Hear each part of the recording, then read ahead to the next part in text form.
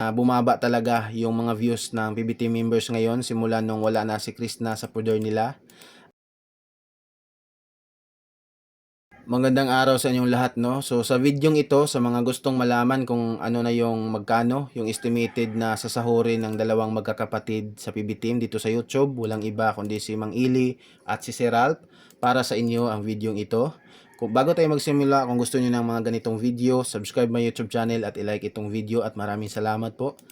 At share ko lang sa inyo guys na bumaba talaga yung mga views ng PBT members ngayon simula nung wala na si Chris na sa poder nila. Pansin nyo, hindi ito ano guys hindi ito pang hate or ano, sinasabi ko lang kung ano yung totoo. Kahit naman kayo ma-observe nyo talaga.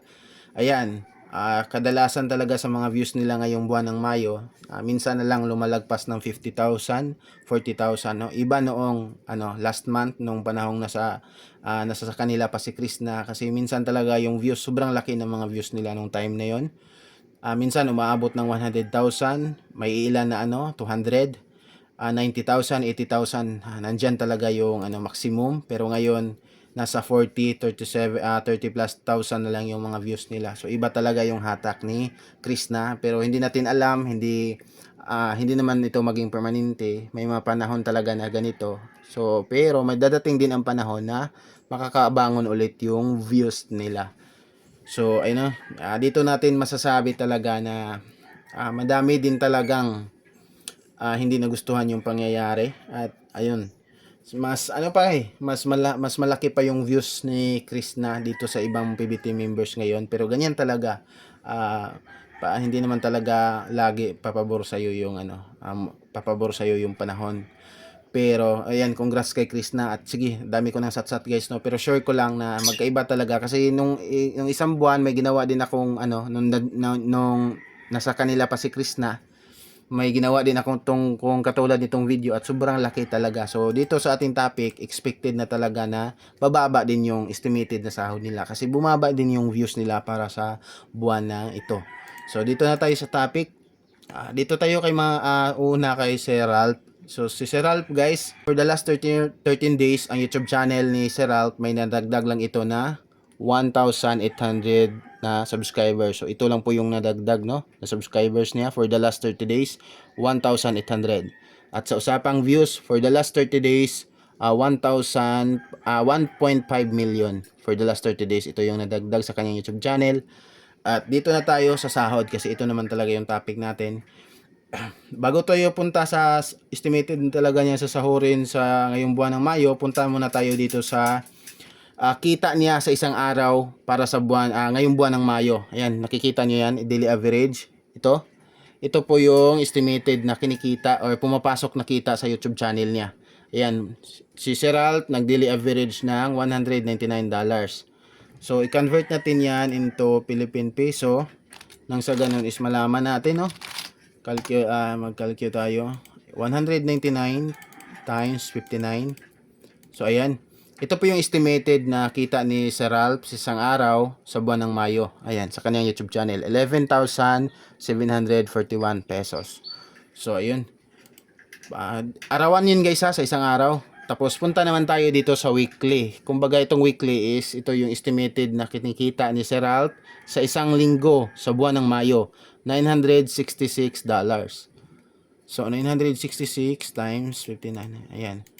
So sa buwan ng Mayo, may estimated na kita si Sir Ralph sa isang linggo na 56,994 pesos.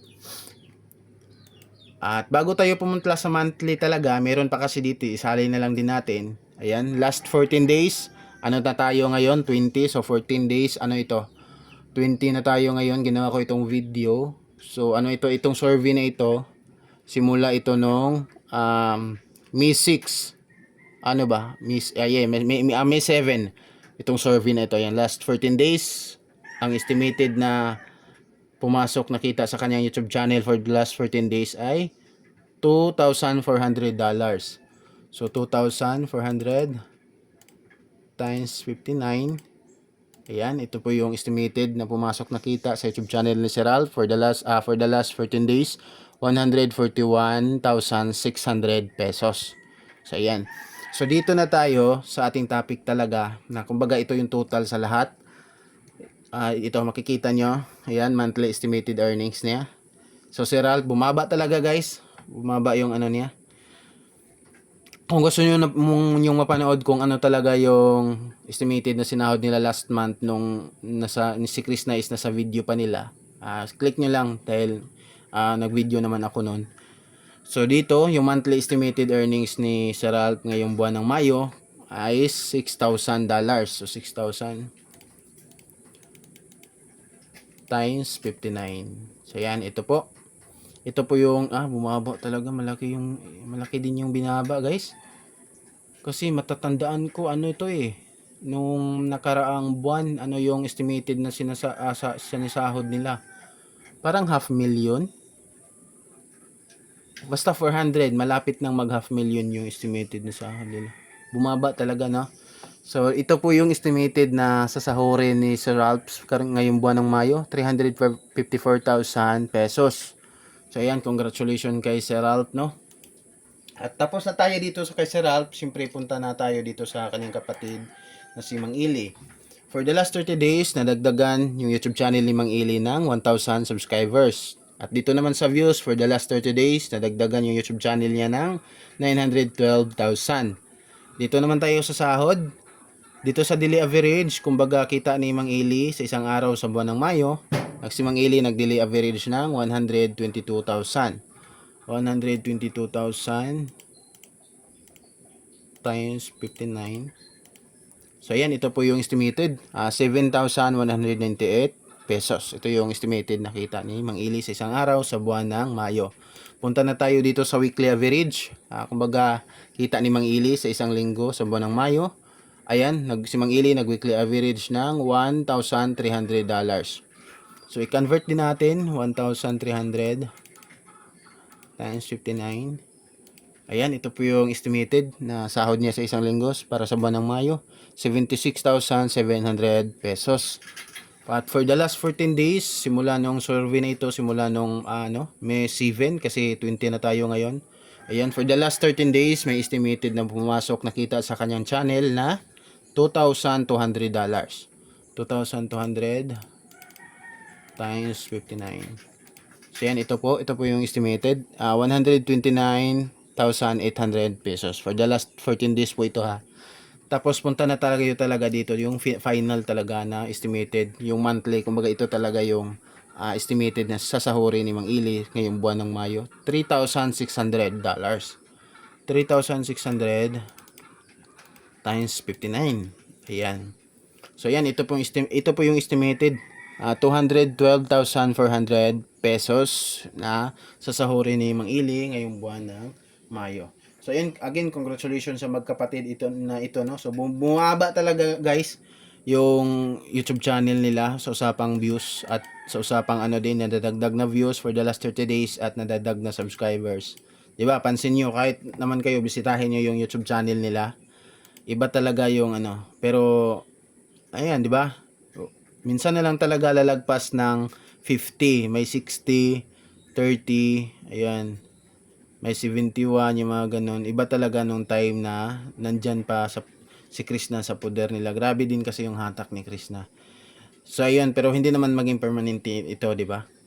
Din ito, makakabangon din ulit ito. At malaking views na din po 'yan sa atin. Pero sinabi ko lang ito na bumabase lang ako sa mga nakaraang views nila nung isang buwan, nung panahong si Krishna is nasa poder pa nila. So ayan, congratulations again sa kanila, no. At disclaimer lang, guys, ha, kung ano man yung totoong sinasahod talaga ng dalawang magkapatid ng ito para ngayong buwan ng Mayo, sila lang po yung nakakaalam. Ang gawain lang po dito ni Social Blade talaga is nagsusurvey din siya, pero mga estimated lang po. Yung ibang mga content creator na ganito din yung content ng mga sahod-sahod ng mga creator dito sa Facebook, yung content nila, no, marami kasing nagko-content din ng ganito. Ito po yung talaga yung source nila, yung Social Blade na yan. Dahil dito, kahit sino pang YouTube channel sa buong mundo ang i-search mo dito ay lalabas po talaga, pero estimated lang po. Pero kung ano man yung estimated ng Social Blade at kung totoong sinasahod nila is hindi po malayo yung pagitan. Kumbaga, yung estimated na ito is malapit lang po kung ano man yung totoong sahod nila. Pero sila lang po yung nakakaalam mismo kung ilan yun or magkano yung sinasahod nila. So ayun, congratulations sa magkapatid na ito at maraming salamat sa panonood ng video. Subscribe mo YouTube channel. at i-like, and God bless sa inyong lahat at maraming salamat sa pagpanood. Ayan, bye-bye.